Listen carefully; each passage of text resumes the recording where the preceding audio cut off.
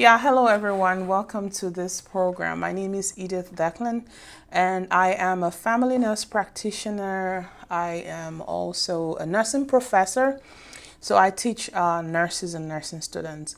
I also do a lot of community preventive health. So we're going to be talking about bipolar disorder today. I'm so excited about this topic, and the reason is because mental health issues have been really underemphasized, despite the fact that a lot of people have shown or exhibited, certain signs and symptoms of some of this mental health disorder. So it's always good to talk about it. It's always good to at least have an idea what to expect should we have someone, or should we actually be having mental health issues ourselves. So, we're talking about bipolar disorder today. Bipolar disorder, this is a brain disorder that causes a shift, okay? It causes a change in a person's mood, energy, and ability to function. And that is why we call it mood swing. It's a kind of mood swing disorder. So, usually the person goes from a high and high low to a high high, and then occasionally they're neutral, they're normal and all of that. So, people with bipolar disorder usually experience intense emotional states that typically last from days to weeks. So, it lasts for a while, and that's what makes it a disorder. Normally people could have mood swings, right? You go to your office, your boss gets you angry, and then you're upset at that point in time, and then when you go home, you're fine. Or maybe after a couple of, drinks with friends, you're doing better than you did earlier. So, but in bipolar disorder, the mood swing lasts for a while. It lasts from days, okay, to weeks, okay. These mood swings are characterized by manic and hypomanic, which are usually very extreme happy or very extreme irritable conditions, or they could also be very depressed. People with bipolar disorder generally have neutral times, like I said earlier. And then when they treat themselves or when they receive treatments, they can live really good, normal lives. And that's why we're having this presentation today, just so that if you happen to experience any of the symptoms that I'll be talking about, you know exactly when to go seek help.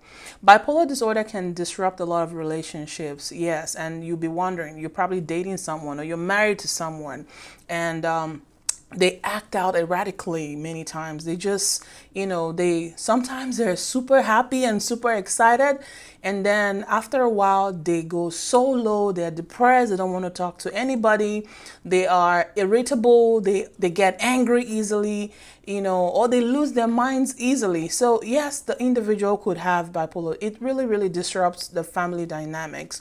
Bipolar is a category that it involves bipolar 1, 2, and then the cyclothymic disorder. So there's three types of bipolar disorder.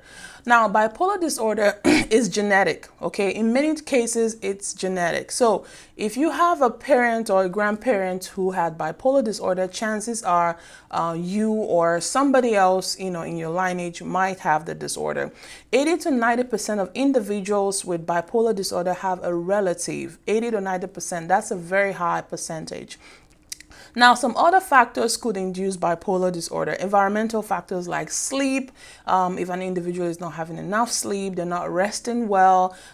Drugs, street drugs and alcohol can trigger episodes to people who might have this disorder in their systems. Though the specific cause of bipolar disorder is not very clear, it's as a result of some kind of imbalance in the brain neurotransmitters, and this leads to dysregulation of brain activity. Now, the average onset of bipolar disorder is 25 years. So this is not to say we don't have people who are 10 and 15 who have bipolar, or people who, get diagnosed as older adults, but the average typically is about 25 years old. Now, people with bipolar disorder usually have other mental health illnesses. And when I say other mental health illnesses, I'm talking about anxiety disorder. Sometimes they rely on substance use and abuse just to help them. They feel like, sometimes when they get to that low phase, they need something to help them come back up. So you see most of them kind of use substances, drugs and alcohol and all of that. And many times, some of them also have something called attention disorder and attention deficit and hyperactivity disorder.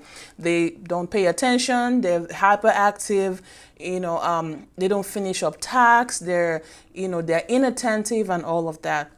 Now, in people with bipolar disorder, okay, especially bipolar 1, we find out that the suicide rate is very high, because think about it, you're very low today, you're nice, you're happy, and then tomorrow you're all over the place, maybe embarrassing yourself. So many times these individuals are not very capable of managing their mental health conditions. They don't manage their stress as well, and that is where we see some of them actually ending up committing suicide.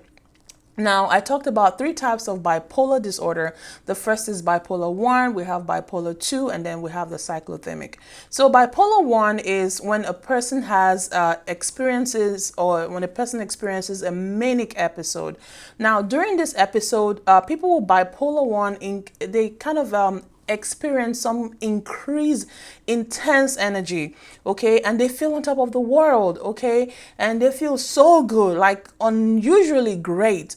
Now, but in some other cases, they could feel so low, very uncomfortable, irritable, and they just can't get along with anybody. So people with bipolar 1 disorder also experience depressive or hypomanic episodes, and most people have, sometimes they also have their neutral moods. Okay, so manic episode is a period when I'm going to give you some symptoms. Okay, so an individual has to have at least one of those symptoms. They can be extremely high-spirited or extremely irritable most of the day for many days. Okay, for most days. They have more energy than usual and experience at least either decreased need for sleep. They don't sleep at night. They can't, seem to close their eyes and sleep. They talk faster. They just start talking faster. They have uncontrollably racing thoughts and they quickly change topic. You see somebody's talking about something, they don't finish it. They jump to the next topic. They're easily distracted. They have an increased energy or a decreased energy, and they have increased risky behaviors.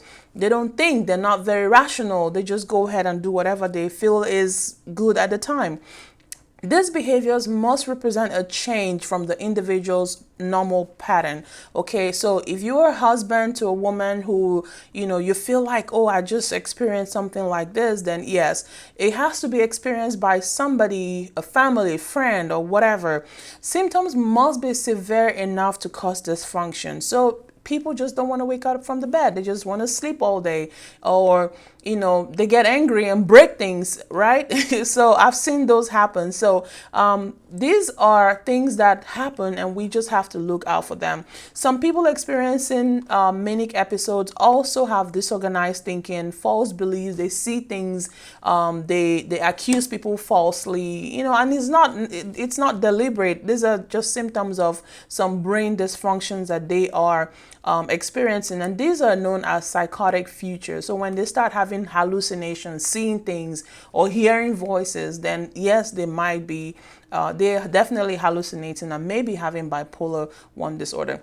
So a hypomanic episode is characterized by less severe manic episodes and lasts for only days, okay, about 4 days in a row rather than a week. So when people have hypomania, the symptoms last for about 4 days. Hypomanic symptoms do not lead to major problems in daily functioning like the manic. The manic is the big one, okay? It disrupts everything about the individual's daily functioning.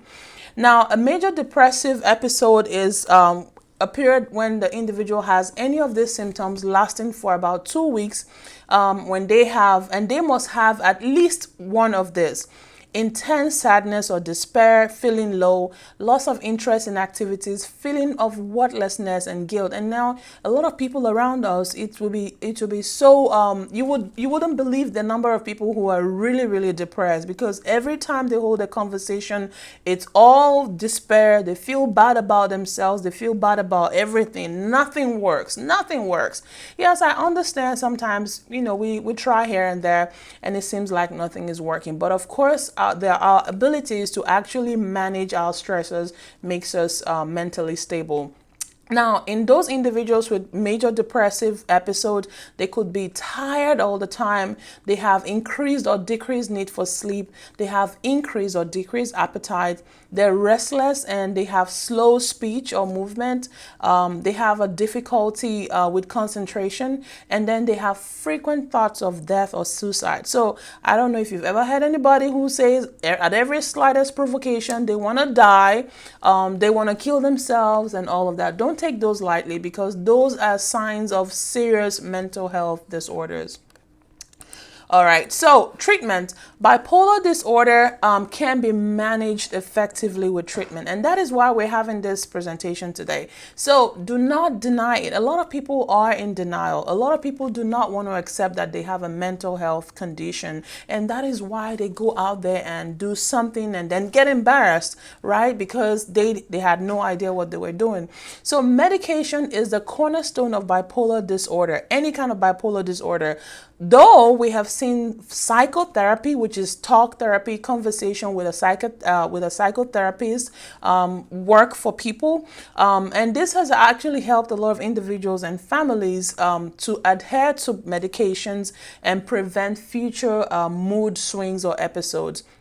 Now, there are medications called mood stabilizers, and those are called mood stabilizers because what do? They stabilize the mood, they make them feel good and all of that. So lithium, this is not, a disclaimer, this is not in any way intended. I do not prescribe medications on my programs, but for the sake of education, and you can get this information from the American Psychiatry Association. So for the sake of education, and of course, you need a doctor's prescription to actually get this medication. Don't try to go over the counter, because if you happen to take lithium, you have to make sure you check your blood levels. You have to make sure that you check your sodium level, which is your salt level in your blood, and all of that. So lithium is not something you want to go over the counter and purchase by yourself. So lithium is a mood stabilizer, and this is used to manage bipolar disorders. These medications they've done tremendously well in balancing brain signals. Okay, so because bipolar is a chronic illness, it's not something that you treat today and it goes away. I mean, when somebody has bipolar, it's part of their medical history. You don't erase it. It doesn't, it can be managed, but it does not go away. Now, ongoing treatment is recommended. So you don't take medication today if you take medication today and then you don't take tomorrow, it's not going to be effective. So if you happen to take any bipolar medication or any psychotropic medication, any medication for mental health, consistency is key. Otherwise, you're definitely going to be causing another imbalance in your neurological system.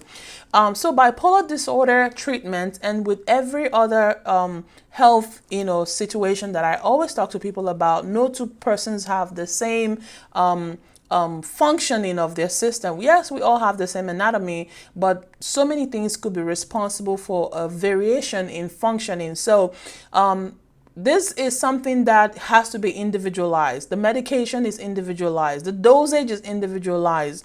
The doctor is going to individualize or prescribe you your own medication off of, your lab values and how severe, the symptoms of the illness may be.